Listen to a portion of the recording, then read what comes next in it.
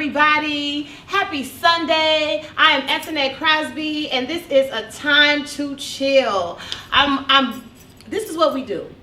This is almost like FUBU. This is for you, by you.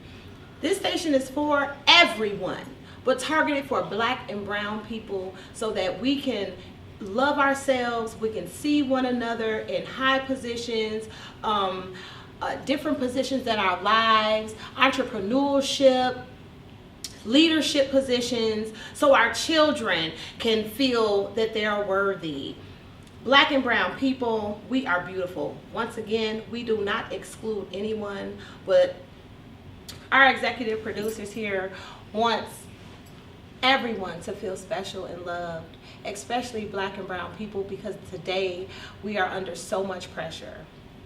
We are under so much scrutiny, and we are so amazing. So we come here today for at a time to chill, to show you some love, uplift you, and show you one another through how we are living. Today, I'm with MP. I keep forgetting his name because I'm bad like that. If anyone could call in or post and tell me anything that I could do to any foods I could eat or drink to restore my memory, okay, I would love that. Because my name, eat fruits, oh my gosh, I'm terrible. But today we are here with MP, community activist / rapper / producer. Tell us a little bit about yourself, MP. As you said, my name is MP, or Marcus Porter, because everyone seems to say my full name. Your full government? Like they say the full name is never Marcus, or it's either Marcus Porter or it's just Porter or it's MP. Like there's no, hey Marcus. Like I think my mom and my grandma and my intermediate family just called you. You don't have a nickname? You're just Marcus Porter. Just Marcus Porter. Aren't you important? Or MP. Mm-hmm. Okay. So you don't have a nickname. Just you are who you are, and that is Marcus Porter or MP. So who is Marcus Porter? Everything you said, and then just someone trying to just do great things for everyone else. Like I'm someone who wants to see everyone else eat. Like no matter how big the table is, everybody gets a plate. Your plate may not be the same size, but if you hear eating, you hear eating. Let's move. Okay. Well, what is your specialty? What do you give to what talents of yours do you give to the world? Like you said, I'm a musician. I'm an artist, rapper, producer, engineer. Yeah. Okay. I had another engineer on a few weeks ago. Did you go to school? Yes. You did? Yes. And I asked him, was schooling important for your craft? Like, do you think that you could also do this without an education? Like, could you do this solely on your skill? Engineering? Yes. Or being an artist? Engineering. Engineering on solely a skill? If I could have did it, yes. Would I be as good as I am? Probably not. And I asked you that because a lot of kids that might be watching might think, oh, I'm so good, I don't need to go to school. And it's always good to have that extra education under your belt, if you can. I was one of those kids that was like, you know what, I'm not good at school, I don't want to go to school. And now that I'm older, I really regret, and I try not to live with any regrets, but that would be one thing that I would change, and I would go to school for my craft. I always wanted to do like radio broadcast. Yeah. Right?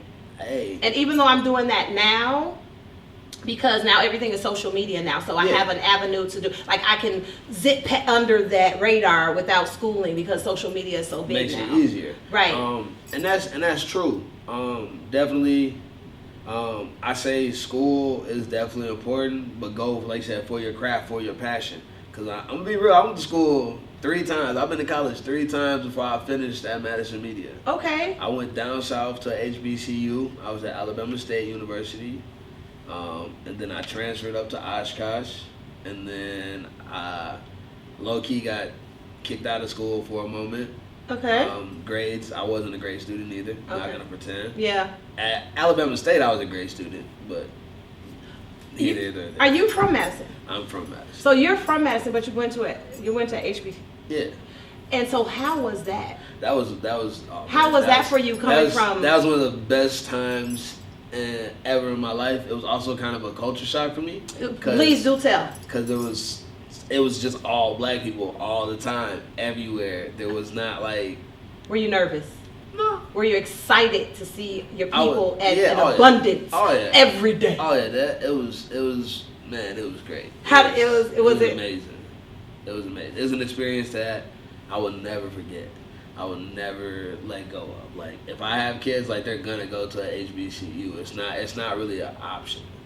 Like, they need to experience that. Why? Like, why do your children of color? Do you call them children? Your children of color? Do you call them black? Do you say African American? How do you feel comfortable? I say black. Why do you say black and not African American? Because people, like, for me, I'm an American. At the end of the day, like, I'm not from Africa. My ancestors and all my roots, they probably from there. I haven't done all the research. So cool, yes, African. I'd have no problem. I'm not gonna disrespect them, none of that. But when it comes to being where I'm from, I'm black and I'm American. I'm a black American, or I'm just American. If we're gonna be really technical about it, because I was born in America, raised in America. Okay. Not from anywhere else. Okay, but you just cut it down like you black. Yeah, you blackity black. I'm black. Like, okay. That shit, that's all. So, like, black children definitely need to experience HBCUs. Like, why? Why? Yes. Because when I went down there, I got to learn about, like, I was always interested in Black history, but, like, Black history in Wisconsin, let's be real, this is Wisconsin. Did you say that? Let's be real, this is Wisconsin, but they're gonna cut it short. They're not gonna give you everything. Really? Okay. I worked for the school district for a while. I don't work with them anymore, but, like, even the kids that I had, like, they weren't really learning about black leaders. They weren't really, like, Black History Month was a thing, but it wasn't really, like, focused on. It was like, oh, it's Black History Month, so we're gonna do these little things here and there, but, like, it wasn't really. They weren't really aware of our true culture, the black people here. Yeah. So, as comparison to an HBCU. The HBCU is all black everything. Like, I had a class where I literally had to learn about Black history, like, and I had to write a report on it, and I had to, like, study it and understand it and go from there. Like, it was phenomenal. How did it make you see yourself as a black man? As a black man, I just enjoyed it. I enjoyed being black. It strengthened you? Every day. Oh yeah. Because you're around people who look just like you, who know the walks of the daily walks of life that you deal with, the daily, just life of a black person.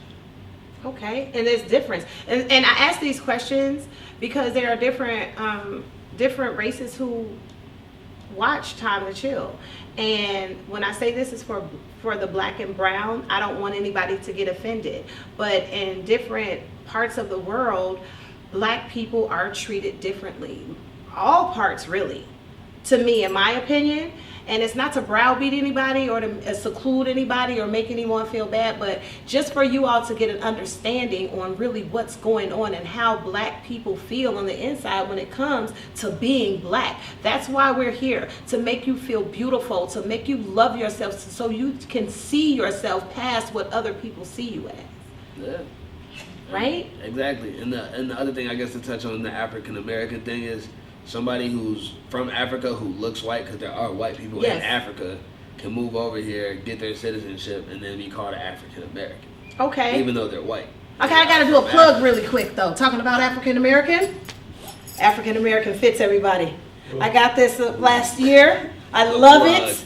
I love it. Do you see that? I'm gonna do a shameless plug for Yakuba. He always makes me feel like the African princess or queen. Oh. So, power to people. I love you, Yakuba. You need to go to African American Fits. You can find him on Facebook as well. He has some beautiful pieces, and it's hot as heck in here, and I feel cool. Okay, that's good. Thank you. Do you?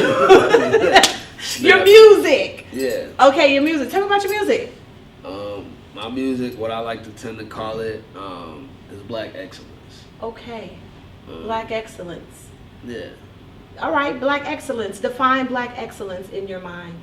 Is it like conscious? Like, you know. I don't want to necessarily be considered conscious. Okay. I mean, it is it's pointed towards your conscience, but it's also a self-reflection music. Like, But I can also do turn up. Okay. But like Black Excellence, I encompass all of that. Like if I have to make a turn up song, I'll make a turn up song. But it's still gonna be excellent. Where it's like it may not like there's gonna be content in there, and there's gonna be content you're like, oh, this is nice content, but I still rock with it. I still vibe with it. Or it's like I can be on a totally conscious tip and be like, yo, I'm just talking to you as a black man. Like, yo, this is what it is. Okay. Do you work with different artists out of Madison? As an engineer, yes. As a rapper, yes. More so as an engineer right now because I'm working on a lot of people's music. But I definitely like to do features or have people feature. Okay, tell us where we can find you. Everywhere. You can find me on YouTube, Spotify, SoundCloud, Apple Music. Okay. Tidal, Deezer. And who do we look up? What name do we look up? MP, M.P. Okay, what about Facebook? If you want to see you on Facebook. Facebook, Marcus Porter, or also there's my artist page at MP. Okay, so, Instagram. Everybody's on Instagram. Instagram is Marcus P90. Okay, any Snapchat? Snapchat is, I think it's Marcus P90 as well. It's all MP. Okay, I keep on asking this, and he keeps on telling me the same thing. It is not going to change. His brand. His brand is MP. Okay. Another question that I wanted to ask about the music. Yeah. Like I said, I've had another engineer on, and I asked him. I'm from like the '90s music. So the comparison from the 90s music to this music, would you say, because before, how has it differed? You mean how does music like? Yeah, how's music change? Yeah, how does it change from then to now? Because before it was all love, or it was power to the people. It was what you were you expressed yourself then at the time, and now the times have kind of changed. Like now it's all turn up, get high. Freak holes. I mean, it's how has it changed? And I asked before, is it more positive for you? Is it more negative? Is it more, what is it? How has it changed? I mean, I guess. Well, how old are you? I'm 28. Oh dang it! I can't ask you that. Believe it or not, I can't even ask him that because I'm like past. I could be your mama best friend. I'm 28. You know, so you're a young. It's the beard. It's the beard. Well, you thought I was. That's the first time someone thought I was older. No one thinks I'm older than 25. So. Really? Well, you have a conscious mind, and we talked earlier, so you're very mature for your age. Talking about mature for your age. Single, married. Hey, they're watching. I'm not married, but I'm not single. Oh, you're not married, not single? Okay, MP is taken. Yeah, I'm in a relationship. Okay, you know I'm about to ask. Black woman? Strong black woman? Nah. No? So your black man went to a HBCU. Of course, you were raised in Madison. You're for your black community, but you go home to a white girlfriend. How is that? Because I've always wanted to know. And some might be an issue. You know, I'm not trying to kick up dust, but everyone has a different view, and I like to get everyone's view on this situation, because I used to be like, man, if you are a black girl, why you don't have a queen, and how you gonna talk about this, and you got this at home? Make it make sense to some people who like some older people like myself, I mean, who would have that question, like, you pro-black but you choose a white woman. I mean, choice, it was a choice, yes, definitely a choice, but at the same time, like, it doesn't define who I am as a black man. My relationship shouldn't define who I am as a black man, no matter who I'm dating. She could be pink or purple. Someone's going to find a problem regardless. It's coming home to it. Like I said, I make music for my people and about my people and about my struggle, and I go home to her. It's not weird for me, but at the same time, it's like it's interesting, because it's like, she's never lived anything I've lived. Like, right. So how do you relate? Like, does she relate to you when you're having problems, or when you're in your black man mode attitude? So that's my question. But it's called communication. If you can't talk to people, you can't have relationships with people. Whether it's an intimate relationship or just a friendship. If you can't communicate, you can't talk, then you have no business being around anyone or with anyone. Okay, and we talked about this just a minute ago about how we're treated differently by other races. Yeah. Right? But so say you get pulled over by two cops in a day, and they really treat you badly, and then you have to go home and see the same. You know what I'm saying? Like I have to ask these questions and I have to because go home and see the same face. Yeah, how do you feel about that? Like, how do you internalize that? So internalizing that, like, she's not those people though. Okay. That's not my relationship. Okay. She's not one of those people where it's like, she's looking at me for the color of my skin. She's looking at me for the person I am. So, like, if I could have dated a black woman, I definitely would have dated a black woman. What you mean coulda, woulda? Tell me the difference. Let me know. Growing up, for me, it's always seemed like there wasn't, like, black girls were into me. Like, yes, I grew up in the hood. Yes, I grew up around all this, but I've always been different. So the black girls weren't into you? Like, as far as I knew like that, not for real. And if they was, it was way too late when they told me. Way too late? So, what like, you mean they weren't into you? What you were to yourself? You like, cause you wasn't a hot boy, you wasn't in the street, you didn't smoke weed? What? Definitely wasn't in the street. Stayed away from the street because. So you're kind of that quiet, shy guy. Yeah, I was very chill, very who I am now, just a child. Okay. I read a lot. To get away from the hood, to stay away from the nonsense. And if it wasn't that, I was playing sports. So, okay. So they really didn't approach you or? Not for real. Like, most of the girls that I knew when I was growing up were like white or Latino or Asian, like. Okay. And then my sister's black. Like, I had a black sister. Like, yeah. So, like. All right. I have no discriminatory factors. It's just I never thought they were checking for me, so kept it moving. Okay. So what about now? Because you know the beer thing's in, baby. What do you mean? What about now? Like, do they check for you now? Like, I know that you're in a relationship, but when you're out, do you get approached now versus by black women? Yeah. Not for real. Not for real. Come on, man. You gotta be good. You are not a bad-looking guy. I'm telling you, as far as I know, I know there's a couple. Like, I know that somebody got a slide. Like, hey, little big daddy, what's up? You know what I'm saying? What's your name? What you eating? Nah. No? Nah. Well, I don't know. Well, I'm sorry. Okay, I'm sorry. I'm older than you, and I haven't been around. Okay. It is what it is. Okay. So it's not weird. I think sometimes when I make the music I make, it might be weird. But then again, my music is for black people. But then it's for black people. But then say how it includes everyone. Like, everyone could pull something from it. I think the only song that I've done that might make people feel really weird is Black Magic, because it is aimed at black people more so in the majority. Okay. But it's a good song. Like, you can't deny it whether you're black, white, Asian. And I like Black Magic. So where can we find Black Magic? Where can we go and listen to Black Magic? Again, you can listen to it on SoundCloud, Spotify, YouTube, Apple Music, Tidal, Deezer, Napster. And I love it. So you guys need to check it out. I love Black Magic. Do you do any community work? Like I said, I used to work with the kids for a very long time at MSCR. Okay. And then the business I'm a part of now, called Oddly Arranged Media Company, we're focused on building the urban, piecing together the community through urban sounds. Like, that's our wonderful. So, and we do workshops with children, like, to foster their artistic side, like music side, things of that nature. So, like, we're going into the community, going into schools, going into all of that. How can we find how can we find this service that you provide? We are on Oddly Arranged with oddlyarrangedmedia.com. You can find us on Facebook at Oddly Arranged Media LLC, Oddly Arranged Media on Instagram. We don't have Twitter. So all of those things, you can find us. And then we have a studio on Park Street. You can come find us there.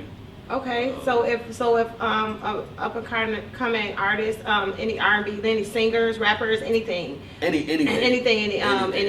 instrument players, anything, like, come and see you. Come see me. Or Richard Jones. Or Richard Jones at the same place. Yes. How you feeling today? I'm good.